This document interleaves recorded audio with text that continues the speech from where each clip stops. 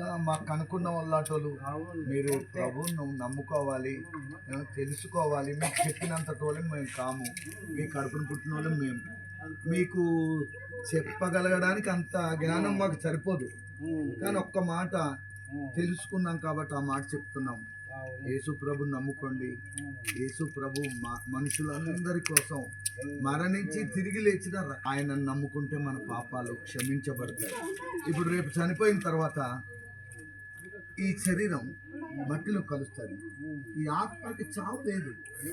ఇది తరతరాలు యుగాలు మనం వినే ఉంటాం. స్వర్గానికని వెళ్ళాలి, నరకానికని వెళ్ళాలి. స్వర్గానికి వెళ్ళాలి అంటే నీతిమంతులు వెళ్ళాలి, పరిశుద్ధులు వెళ్ళాలి. మనం ఎవరు నీతిమంతులు? అవునా కాదు? భూమి మీద మనుషుడు ఎవరు నీతిమంతుడు లేడు. అందరూ పాపం చేసి, మన చూపు పాపం, మన మాట పాపం, మన తలంపు పాపం, మన చేసిన క్రియలన్నీ. మరి ఈ పాపానికి ప్రాయశ్చిత్తం ఏంటంటే మరణం. మనుషుడు చేసిన పాపానికి శిక్ష ఏమిటి అంటే మరణం. మరణం అది నిత్య నరకానికి తీసుకెళ్ళిపోతుంది. ఈ నరకము నుండి తప్పించుకోవడానికే దేవుణ్ణి మనము నమ్ముకోవాలి.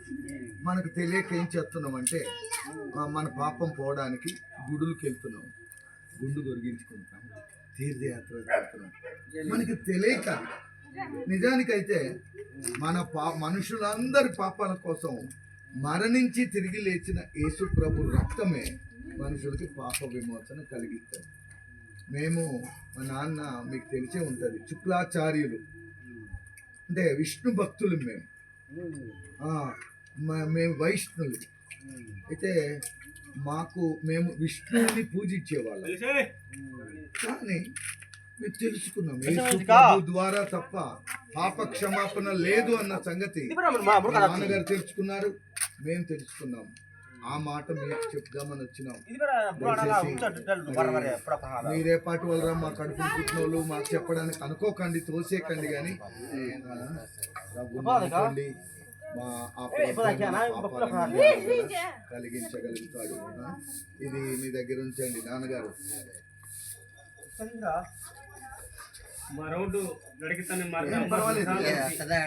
పెద్ద పెద్ద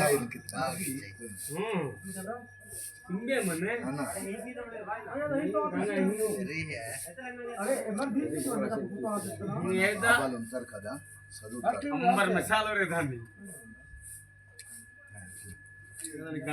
నేను ఈ పెద్దోళ్ళ గురించి చిన్న మాట ప్రార్థన చెప్తాను బాబు. ఆ దేవుడు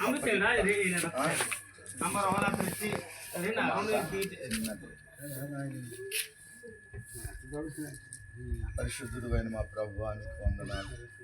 నన్ను కనుక్కున్న తండ్రులు లాంటి వాళ్ళకి నేను ఏది బుద్ధి చెప్పడానికి, నీతి చెప్పడానికి నేను సరిపోను ప్రభువా. వాళ్ళ కడుపును పుట్టిన వాళ్ళు అటువంటి. కానీ ప్రభువానైనా మరి దేవుడు ఎవరు అన్న సంగతిని ఎరుగని పరిస్థితిలో ఉన్న మాకు మీరు కనపరిచారు. మీరు ప్రభు అని గుర్తించాను. ఆ సత్యాన్ని ఇదిగో నాన్న వాళ్ళతో నేను చెప్పాను ప్రభు.